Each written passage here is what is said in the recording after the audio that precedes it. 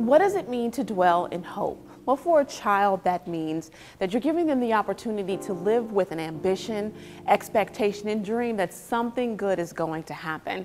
And that's what Mr. E provides the children at UPrep.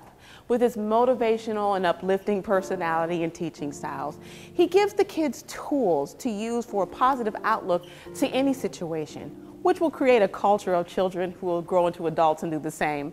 So let's learn more about Mr. E and talk about what all of this means to him.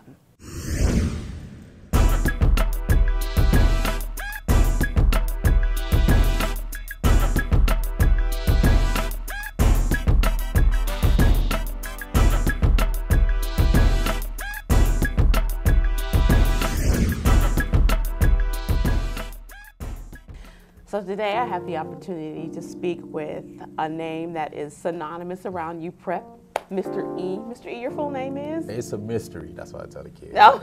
Emmanuel Smith. Mr. Smith. Mr. Smith just so happens to be the person that the kids adore because of his motivational and inspirational teaching and speaking style, and the kids really gravitate towards that. I got to watch some footage of you interacting with these kids, and I'm telling you, even I was captivated. I just want to learn a little bit about you. Why don't you give me a little bit of your background? I come from a very musical family. Also, my father is a pastor, so I've always been around music. On my mother's side, the Davis family was real big in Detroit, the Davis family choir. So I've just always been around different types of music. And then my house has always been like a safe haven. So I've always been around different people, different families where we have people come into our homes and stay. And that just moved on to just how I worked. I've always worked. Now that I think about it, yeah, I've always worked with youth. I started out, it was like a pilot program in the city. It was called the Boys Choir of Detroit. Oh. And they were modeling it after the Boys Choir of Harlem. I can't sing or anything like that, but I was a mentor. And I got a chance to meet a lot of great people. One of my good friends, Anthony White, he does the Detroit, DYC, Detroit Youth Choir. I met him there, and I moved on from there to worked at my home, the Northwestern Family YMCA on 7 Mile, and I say Lasher, but I'm supposed to say Losser. Yeah. So I worked there until they closed, and then I worked at 2 other YMCAs, Farmington and South Oakland. And then from there, I came here at UPrep. I also did some other stuff with Matrix Human Services off the streets, a youth shelter that they used to have, like incarcerated youth ministries. I got a chance to speak with young men who are incarcerated, just kind of be a mentor. So my whole career has always been around youth, and then, youth groups and, all that good stuff. So I've just always had an opportunity to see what effects. I remember what affected me as a kid and a positive influence, and I just try to be that light. So why don't you tell me how it is that how that segued you into the educational system with kids? I mean, let's just be honest. Largely, when it comes to children, they need that kind of an impact in their lives. Not many schools or children experience that. Yeah. But what led you to want to do that here? So a lot of people I went to school with that were in education, nobody, especially, well, I wouldn't say nobody, but a lot of males, they didn't want to go into elementary school. And I just really saw the impact in, one, them seeing a positive, educated black male, as a kid. When I first started here at UPrep, I had to recondition a lot of kids because they were so used to saying miss.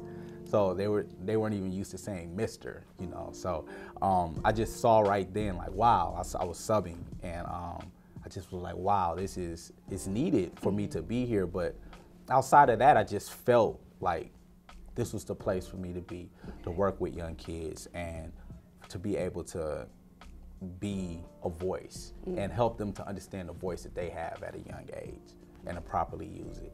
Great. Now, Dean of Culture, that's your position at the school. What is that exactly? I think it's the perfect position for me. I've had positions where, I fit in, but this is like the perfect position for me. And the reason I say that is because I have an opportunity to not only affect the culture, but to have a lot of intervention time with children instead of sending them home or instead of suspensions or write-ups. I have an opportunity to create learning experiences for our young kids. So if they had an attitude problem or a temper tantrum or just, it's a variety of things that kids go through, and I have an opportunity for them to come down and we talk and we make goals and we set things in place for them to go back and try it again. And I think that's the biggest thing. Or even if they have an opportunity to right what was wrong. So when you go back to the classroom, it's something that we need to fix. And you know, they have an opportunity to fix it. And I feel that if they get this in elementary school, then as they go, I was telling you earlier about the funky 5th grade, and as they're going through adolescence and puberty, middle school and high school, and they have an opportunity to understand like how my actions affect others, and how I can help build instead of tear down. And I am somebody great. And I like to affirm, you know, because a lot of times kids come in kindergarten and 1st grade saying that I'm this and I have an attitude problem, I'm bad, I have anger issues. So little to be saying. Yeah, and to hear that is mind-boggling, but you know, they got it from somewhere, you know, so I just try to almost brainwash the negativity, you know. Take it away. Yeah, take it away. Everybody in the gym, let's make some noise!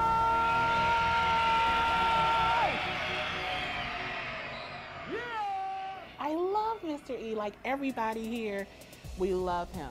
His energy, his passion, you know, it's contagious. Good morning, 1st graders. Good morning, 2nd graders. Uh-oh. Good morning, 3rd graders. Oh, good morning. He has been the lightning bolt in this whole thing. Like, he brings the energy and the stamina that sometimes I don't have. We start our day every morning saying our creed because it reminds us of who we are, our staff, who we are, and our purpose in being here. So we say our creed loud and proud. We don't scream. Pronounce our words because this is who we are as a school. All right, on the count of 3. Because I don't have the capacity and the ability to do those things, I can give him an idea and he like takes it to the next level. We are travelers on the mountain. I can't hear y'all. Like, I have a passion for life, you know, and living. I understand that the next moment is not promised to me. I had a few calls that showed me the next moment you can plan for it, but it's not promised. So let's live life like there's no tomorrow. And that's how I try. My family, like, we try to just embrace moments. So when I come into work, you know, they joke with me about how loud I am and smiling all the time, you know, and also to our young men, just debunking what it looks like to be an African-American male in the city of Detroit. So when your name is called, if your name is called, I want you to stand up and look around and take in the celebration, all right? Because you deserve it. And when they see me, I just hope that they see light, you know, I hope they see life, you know, and that's what pushes me day by day. No matter how I feel, I just try to be a positive influence for these kids. It doesn't matter who's around. You know who's in control. I am in control. So if you are in control, you have to stop and remember, let me get it out. That if something happens, it's because I wanted to do it. So you know that you were supposed to be sitting how? In stone. Do you think that you can do it? Yes. Are you in control? Yes. All right, show it to me. It's amazing the way that students respond to him. You know, you don't often see Mr. E being what people normally see as a disciplinarian, but he holds students accountable for their behaviors. And it's in a way where students look at him as kind of like a big brother or a mentor, and they love him. Go to art. Walk. Push your chair in, John Luke. No, he's gonna chill with me for a second. Bye. Have a good day. There's something with certain individuals that have that that non-teachable element. Jonathan, look at me. Are you inside of your classroom right now learning? This is your classroom? Where are we at? Okay, so I need you to focus. Look at me. Look at me.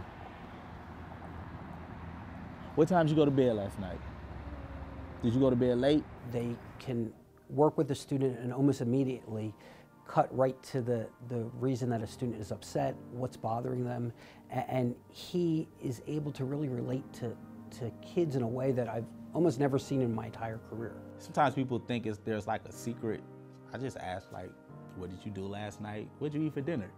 You mean what'd you eat for dinner? You know, and I tell them what I ate for dinner. How are you feeling?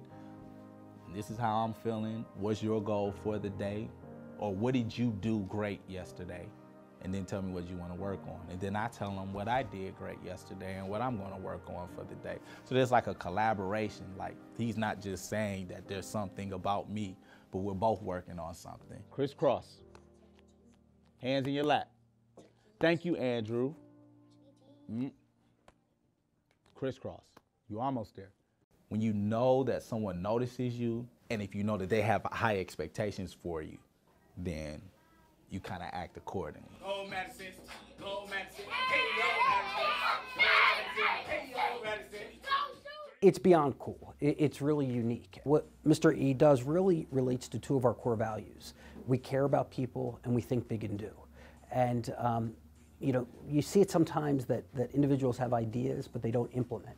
What Mr. E did with the music piece, he not only had the idea, but he implemented it. Why you mad? Cause you thought I couldn't learn my tools? Now you looking square. SpongeBob, I learned my tools quick, no flashcards. Our demographic in particular, you know, love music, love what the newest, hottest thing is, you know. So to use that to get them, you know, reel them in, I mean, what better tool? Reading your math beyond opposition. 2, 4, 6, 8. I thought I told you, drink that haterade. I think it brings everything to life for students. It brings our character traits to life. It brings mathematics to life for them. Imagine the possibilities for students to learn. Who wants to learn multiplication tables? Like, nobody wants to learn that. But if you're tying that into rap lyrics or you're tying that into some kind of song, they don't even know that they're learning. 16, 18, 20. I count so fast, not even funny. Life after Mr. E has been where we've moved from discipline to relationship building with students, and behavior management to relationship management, and pushing everybody in the building to build relationships with parents, students, each other, to make our school a community and not just a place where kids go to learn. I think that family and community is essential in the progress of a child. How does your mother look every day when I come to the car? I'm like, Chris had a good day. How does she look? She looks happy. How does she feel? My thing is really just letting parents know that, you know, we're here and we care for your children. We want the same thing, you know, that you want for your children, which is for them to be a success in life. And whatever we need to do to help make that happen, let's make it happen. It's him and us as a school, you know, growing these kids and their families to make better communities in our city. We're changing the lives of children, we're changing the lives of families, and I believe that is truly the way you change a city, is through education. I just really just want to be somebody that's just helping along the way. Everybody say good morning, Isaiah.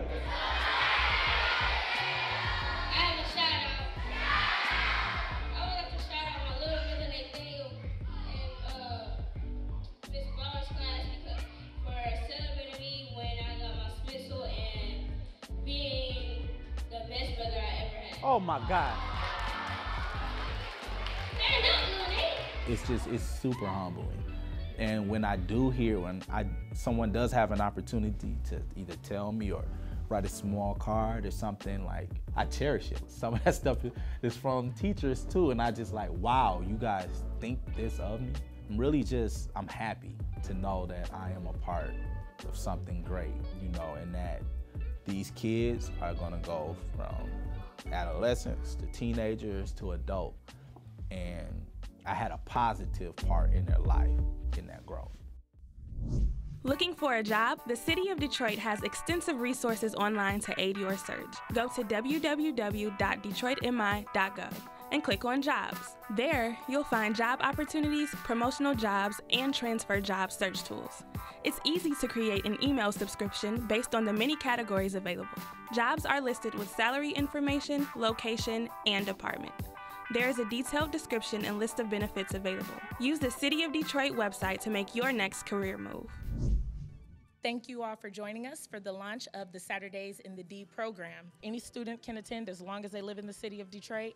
There are over 20 different course offerings. We have culinary arts, karate, music, dance, swimming, photography, stage and studio production. We also have classes for parents where they can learn financial literacy, computer skills, conflict resolution. This program is free for all Detroit residents. It's going to be taking place March 2nd through June 15th.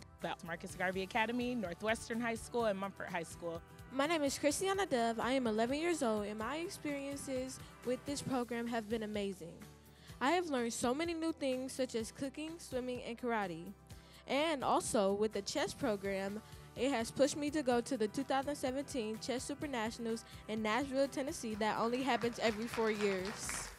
I have learned how to break a board in karate and cook so many delicious and healthy foods in cooking. I think that bringing Saturday in the D to Marcus Garvey is a wonderful idea, and I am so excited to see what is yet to come. I learned how to swim at my local community center. I learned I was in plays, and I learned all these amazing things, and it enriched me so much. So when I heard about Saturday in the D, of course I got nostalgic, and I said, it's a perfect fit for the CEC. It's a perfect fit to keep expanding our footprint and making a difference in the lives of our children. Some people talk about it. I think our city of Detroit is now being about it. We're saying we need to increase activities that are positive for our young people. Just to think that so many kids in our city will now have, on the weekends, something great to do that will enrich their minds, their bodies, and connect them to the community. It's what we stand for as administration. It's what we've got to do to move our city forward. And I encourage everyone who gets a chance to hear about this program, knows about it, sign your children up. This is a great opportunity for all our kids. Let's take advantage of it, Detroit.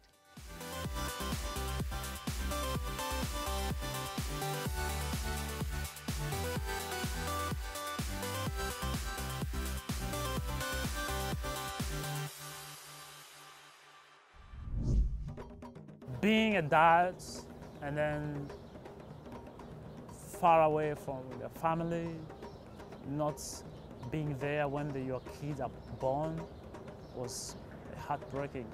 I think Burundi is a poor country in the world, and then you have United States, which is a big and rich country in the world, so it's two different things, so everything's new. So from Africa, Burundi, where the weather is, the average is 75, 12 months, and coming in Detroit, sometimes it's minus something.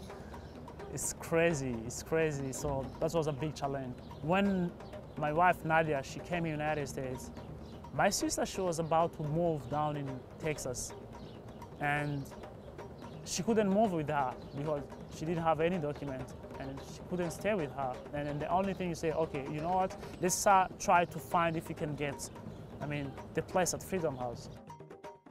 Freedom House is a very special place. We are a safe haven, a shelter for individuals who are fleeing conflict and persecution in their home country, coming to the United States wanting to seek asylum.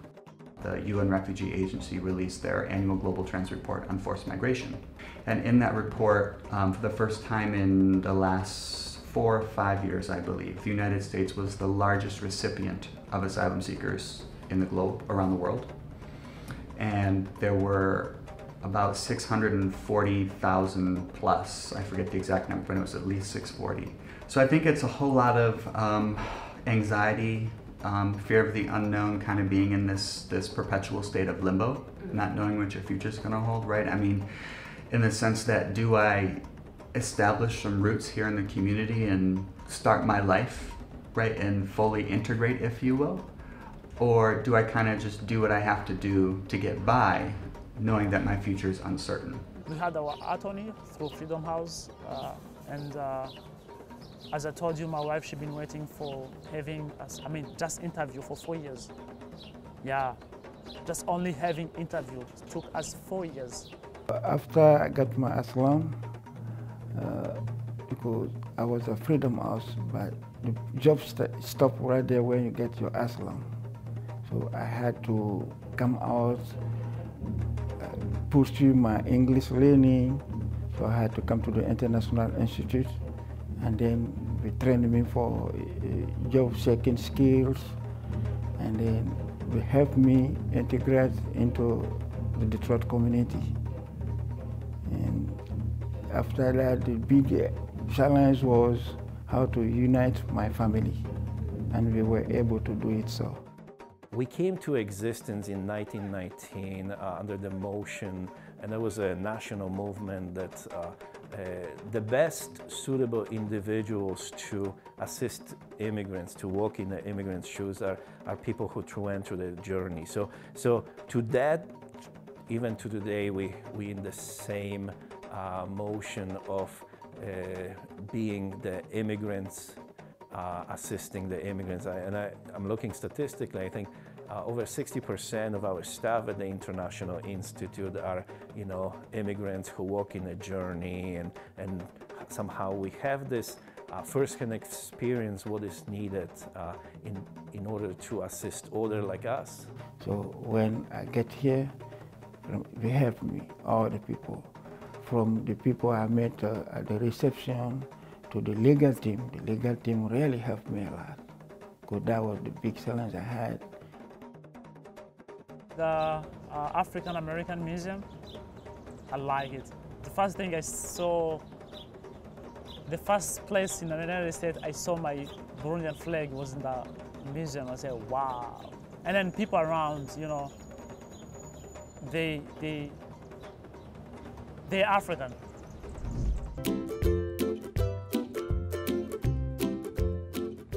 Hey, Kendra. Hey, Scott. Hey, how are you today? Pretty good. How about you? Good. Can I help you with that? Thank you so much. Hey, I'll grab it for you. Thank you.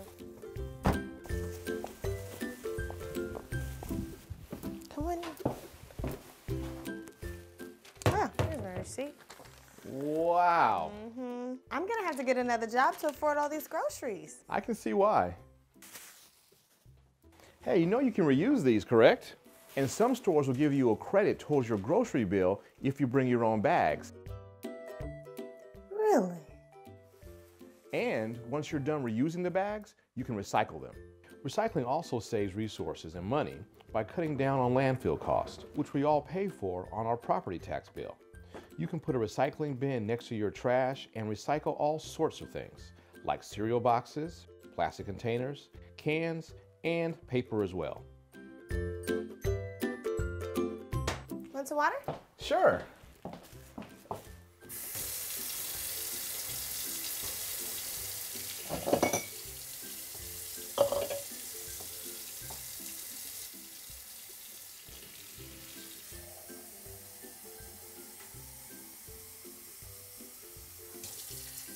Thank you. You're welcome. Another idea, instead of letting the water run until it gets cool, fill up a water bottle or a pitcher and put it in the refrigerator, and you'll save money on your water bill, which you can put towards your groceries as well. Yes. What else? You can save even more money on water by taking shorter showers and turning the water off when you brush your teeth.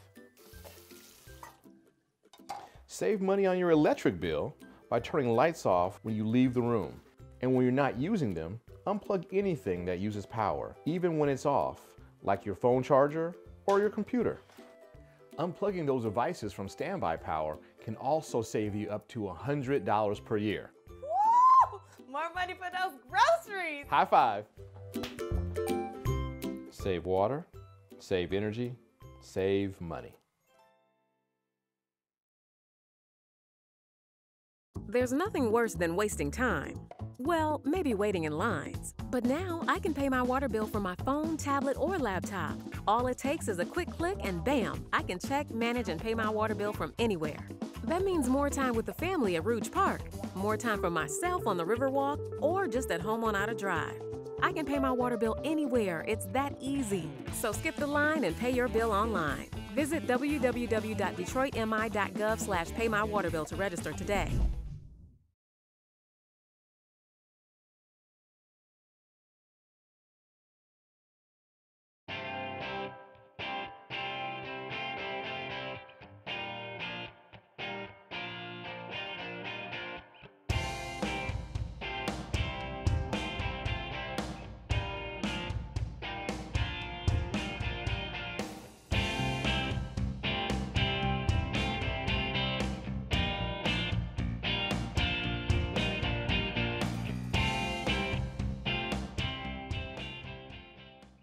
Well, honestly, my wife and I were driving out to the suburbs to get strings for my guitar.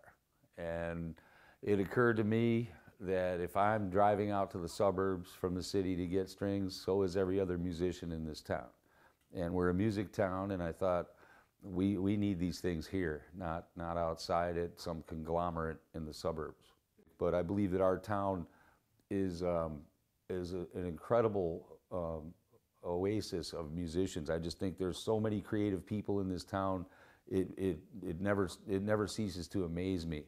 The level of talent that walks through this door on a daily basis is unreal. We can't lose our identity as a city of music, and so that was really the impetus of the business, was we need this down here. Musicians really love the place. You know, the vibe here, you know, it's all quite organic here. And you can feel it's very earthy. It's super, you know, everything that I built in this place, I reclaimed from the market. Everything in here has a story, but it's all local story. It's our story. And I think that's what people embrace about the place, is they know that they can get the things that they need here as musicians, but there's also a place to perform, collaborate, network, you know, and develop skill, you know, and I think that's what people first feel when they come in here.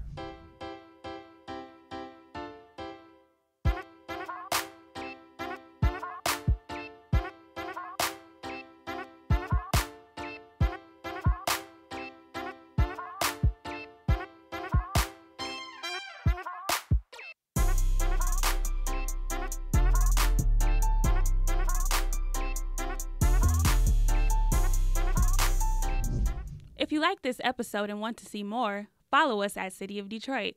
Check out more stories from the neighborhoods at Stories from DET, and tap into featured events in the city on Instagram and YouTube at Burst Detroit. I love the energy around the kids, and with the support of community, staff, and teachers like Mr. E, you can't help but expect great things to come out of the kids. This is Detroit 360. It's your guide to all things Detroit. My name is Tiffany Crawford. Thank you for watching. We'll see you next time.